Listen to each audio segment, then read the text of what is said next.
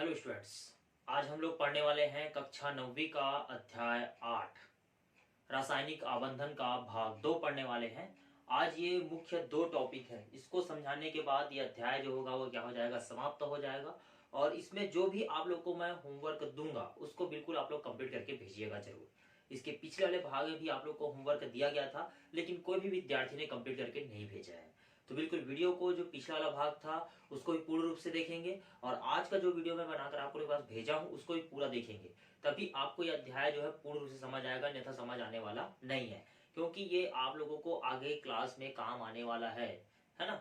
10वीं में, 11वीं में, 12वीं में अगर आप साइंस के है ना विद्यार्थी होना चाहते हैं, साइंस लेकर पढ़ना चाहते हैं, तो बिल्कुल ये केमिस्ट्री है, ये आपका पीछा छोड़ने वाला नहीं है।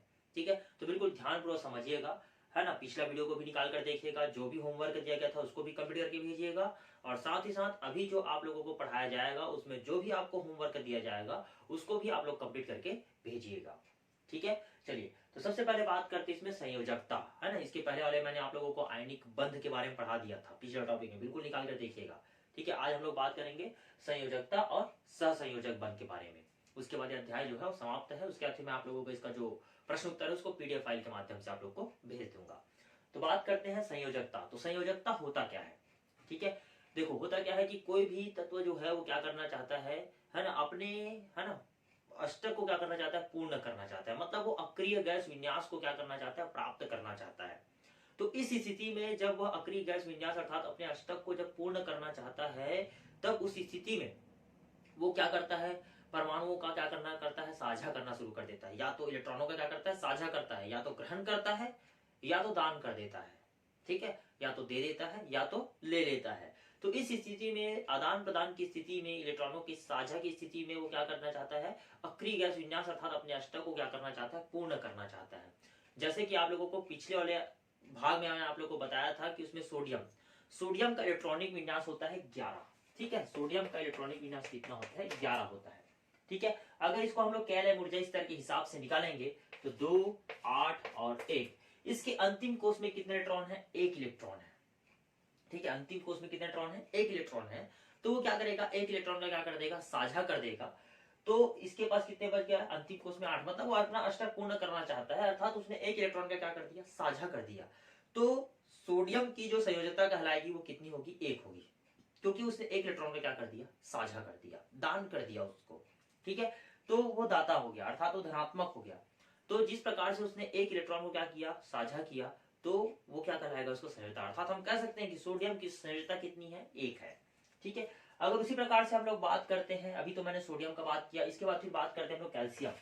कैल्शियम का कितना होता है, 20 इलेक्ट्रॉनिक विन्यास कितना होता है, 20। ठीक है, 2, 8, 8, 2। ठीक है, अब ये अपना अष्टक पूर्ण करना चाहता है, तब उस स्थिति में क्या होगा, ये अपने 2 इलेक्ट्रॉनों का क्या कर देगा, साझा कर देगा। अर्थात ये अपने 2 इलेक्ट्रॉनों का साझा कर रहा है, अर्थात हम कह सकते हैं कैल्शियम का जो संयोजकता होगा कितना होगा, 2 होगा। कितना होगा, 2 होगा। ठीक है, चलिए अब तीसरा भाग लेते हैं यहाँ पर हम लोग, क्लोरीन। क्लोरीन का इलेक्ट्रॉनिक विन्यास 17। ठीक है, तो यहाँ क्या होगा, 2, 8 और 7। अब इस स्थिति में क्या होगा, ये 7 इलेक्ट्रॉनों का साझा तो नहीं कर सकता, कोई भी दूसरा जो भाग है वो ग्रहण नहीं कर पाएगा या उस परमाणु को संभाल कर नहीं रख पाएगा।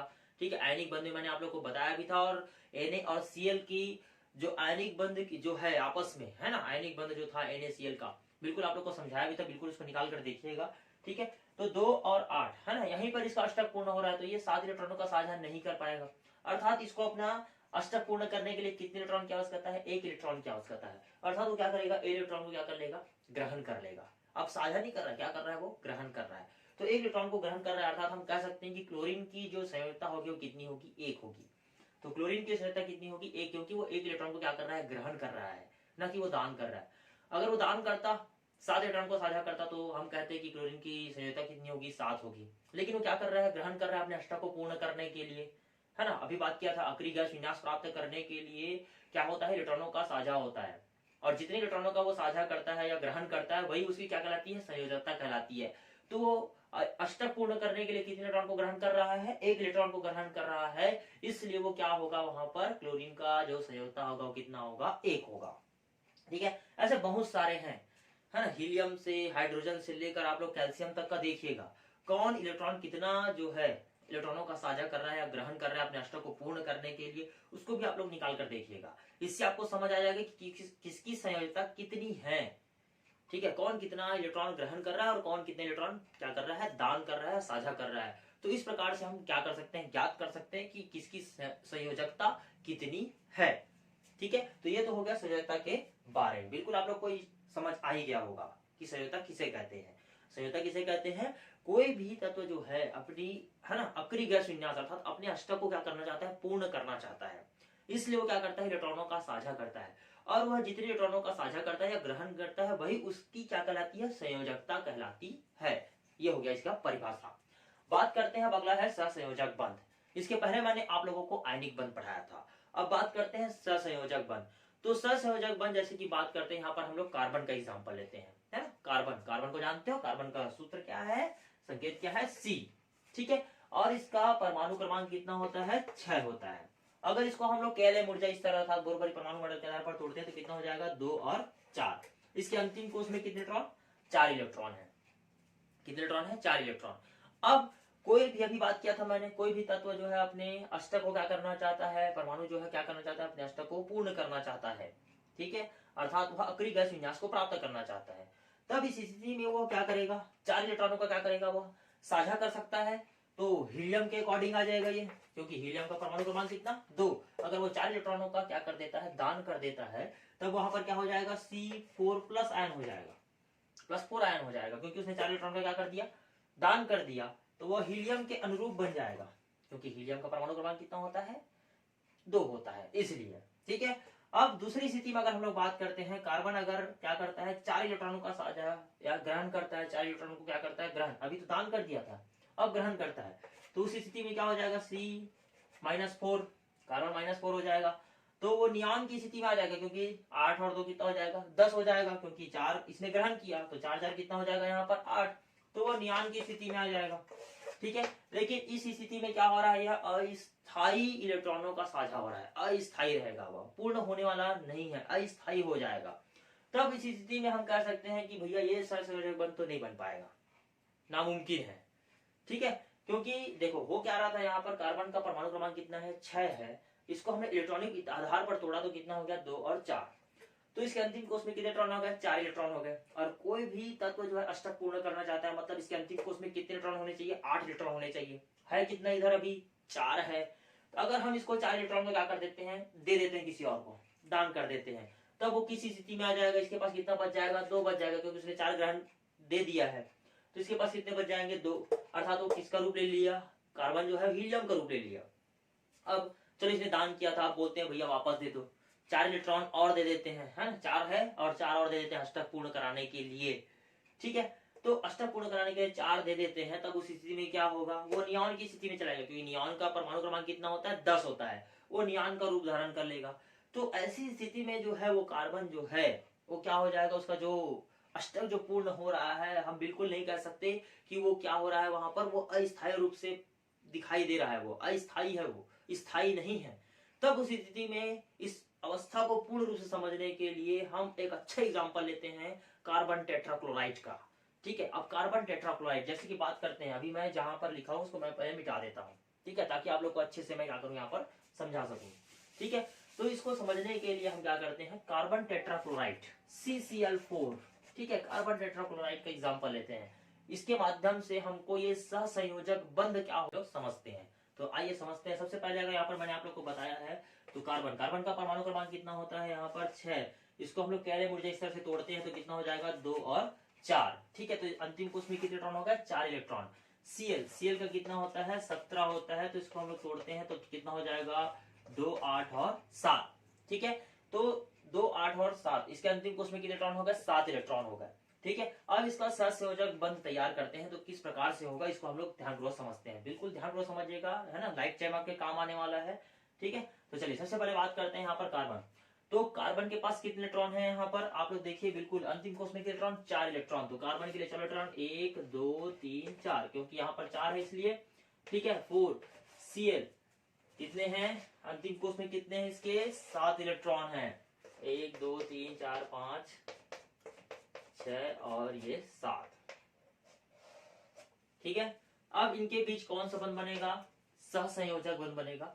तो सहसंयोजक बनेगा, ये इलेक्ट्रॉन जो है उनके साथ क्या करेगा, सहभाजन कर लेगा, ठीक है। और कितने इलेक्ट्रॉन बना लेगा, पूरा पूरा दोनों के लिए कितना हो जाएगा, 8 इलेक्ट्रॉन हो जाएंगे, ठीक है। मतलब उन्होंने अपना अष्टक क्या कर लेगा, पूर्ण कर लेगा। अब होगा किस प्रकार से, हम लोग ध्यानपूर्वक समझते हैं।